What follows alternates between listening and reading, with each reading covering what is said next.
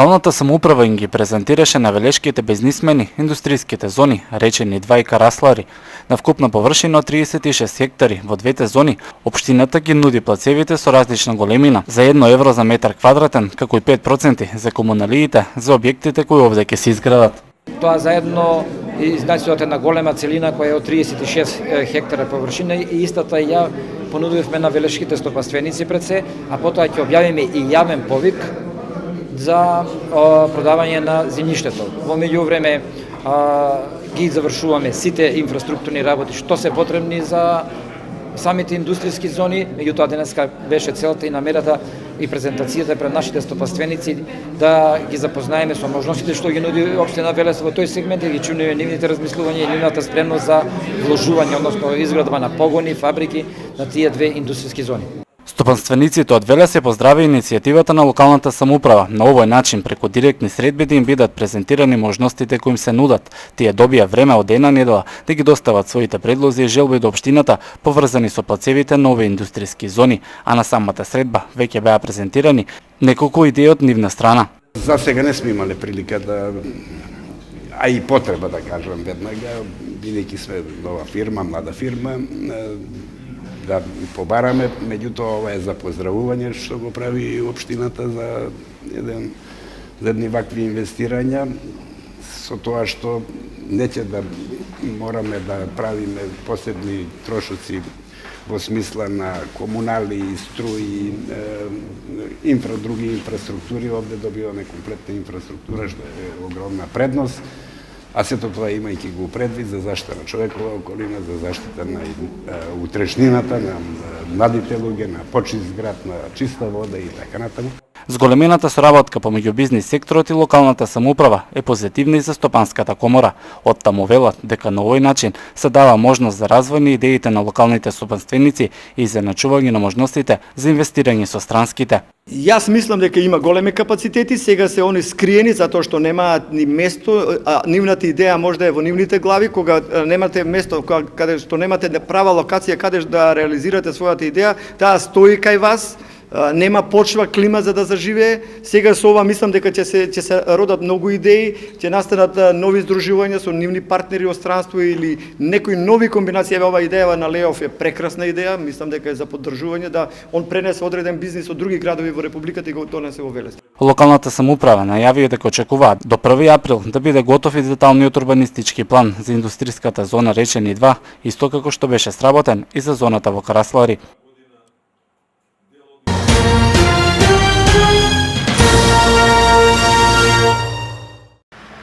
Општина Велес годинава нема да организира новогодишен дочек на отворено. Ова го соопшти градоначалникот Чадиев, кој вели дека годинава било одлучено да се штеди поради слабиот интерес за јавните дочеци во изминатите неколку години. Оваа година ќе штедиме малку повеќе, тоа значи дека украсувањето ќе биде на дел од сконцентрирано на градскиот парк, на младинскиот парк, таму ќе имаме посебни содржини.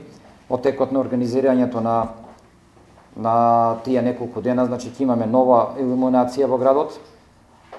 Ќе се обноват стандардните посети и сето она што е својствено во пречекот на испраќањето на старата, во пречекот на новата година. Ќе ги посетиме установите, тоа значи ќе посетиме болницата, ќе дежурните во текот на ноќта ќе ги посети градоначалникот, нормално првото родено бебе ќе го очекуваме уште ноќта. Чедиев напомена дека годинава ќе продолжи практиката на општината да се доделат подароци за маргинализираните групи на граѓани, а ќе бидат доделени годишни награди на најзаслужните граѓани на свечената новогодишна седница.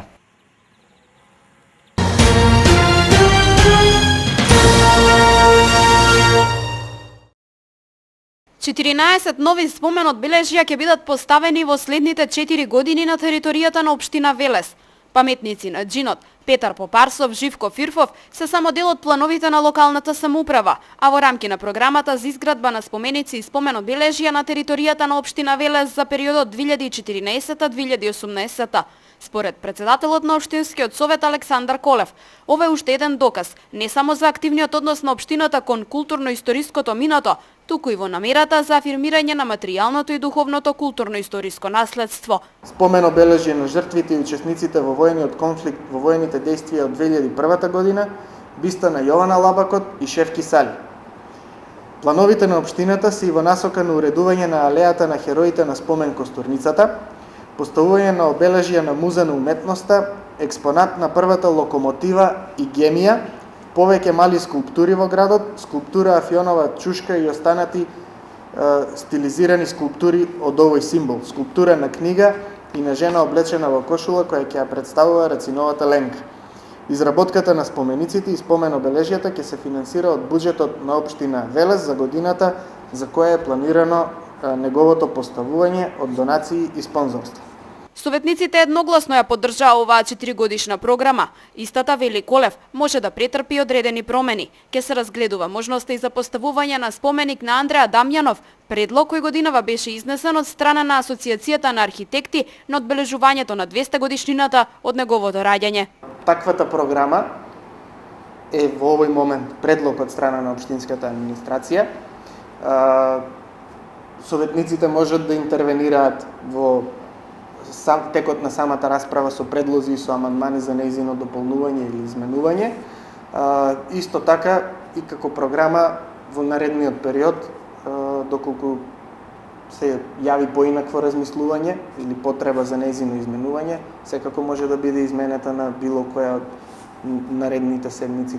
Јас лично како член на Советот, како председател на Советот, сметам дека Андреа Дамјанов дефинитивно заслужува спомен обележје во општина Велес.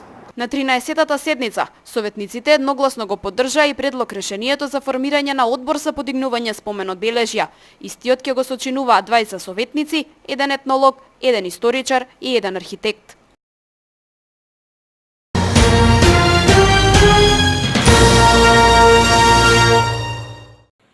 Четири автомобили за 2 недели. Сообраќајната инспекција одзела на Велешани со образложение дека вршат нелегален такси превоз на патници во двата правци од Скопје.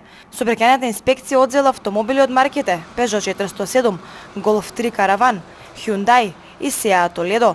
Сега собствениците треба да платат по 500 евра за да си ги вратат автомобилите. Се претпоставува дека одземените автомобили биле на поранешни такси превозници кои сега не работат.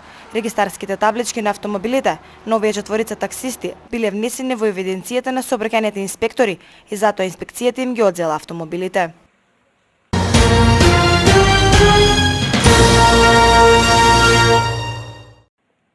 Автосалони, угостителски објекти, банки и телекомуникацијски провајдери. Ова е најдобрата тројка во земјава кога станува збор за потребите на потрошувачите и услугите кои ги нудат. Автосалоните на високото прво место и во годинешната анализа со над 80% ги исполнуваат стандардите. Од Организацијата за заштита на потрошувачите велат дека клиентите полека но сигурно алармираат кај надлежните институции кога нивните права не се испочитувани. Анализите се во сите овие области. Се уште стои на многу високо ниво, значи проблемите во првите 6 месеци она што е дадено, проблемите се во доменот на јавните услуги, се уште се запазени во доменот на гаранцијата, на правата од гаранција, исто така на проблемот со неисправни производи, сервисирањето и слично.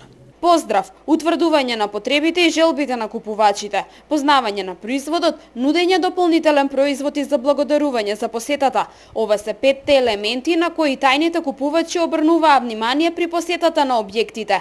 Од организацијата сметаат дека покрај основните има многу области за унапредување во стопанските гранки. Ваквите резултати Македонија и оваа година ја сместија на 4-то место во регионот според квалитетот на услуга.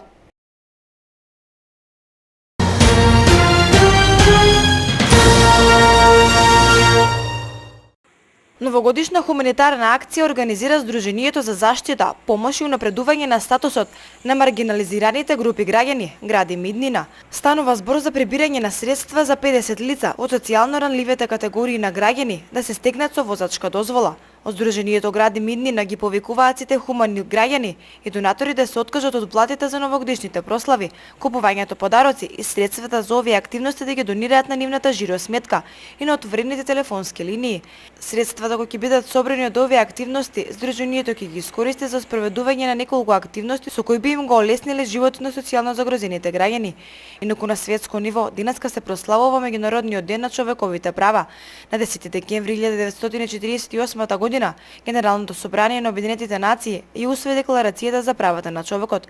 Годинава по повод денот на човековите права, фокусот на Обединетите нации ќе биде ставен на хомофобијата, трансфобијата и наметнатиот бинарен родов систем во спортот.